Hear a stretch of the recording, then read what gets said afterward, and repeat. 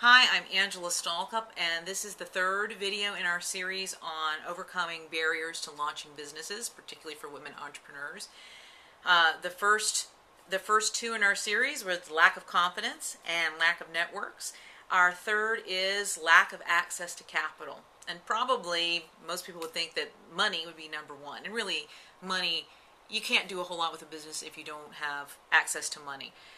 Now, sadly, as I mentioned in my first video, times have changed, and even if investors have tightened up on their money, banks are making it very difficult to get a loan, and even if you were going to do the very risky approach of just putting it all on a credit card and writing it out, just can't do that anymore. So what are we to do? Well, I want to give you a story of an entrepreneur who started a business with $5,000 in her Decatur apartment and grew it to be $1 billion business. Yes, I'm talking about our friend or frenemy, Sara Blakely, the founder, inventor, and owner of the company Spanx.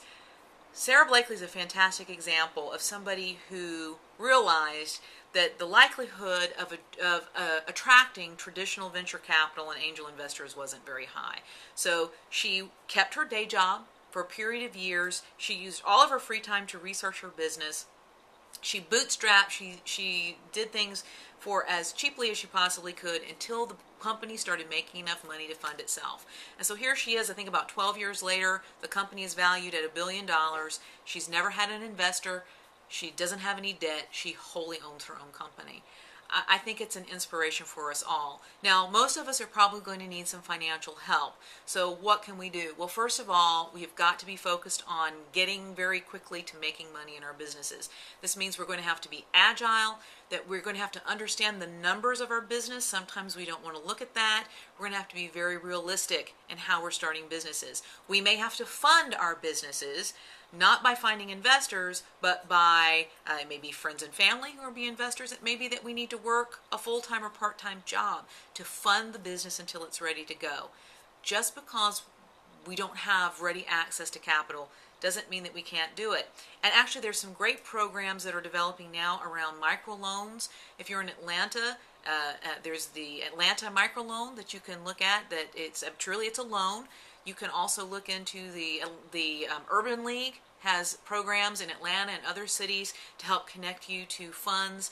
Again, they're meant to be loans, so you have to pay them back, and you can't have you have to have a good credit rating to get them. There are things out there. You have to be creative, but this doesn't mean that we don't pursue our business because we can't go and get $1 million investment in our business. It's okay to start small and grow it, let it fund itself, and if you need to, cut out a big old picture of Sara Blakely on the cover of Forbes with a billionaire written on her and stick it on your wall and use it as an example. So go forth, be confident, build your networks, and be creative.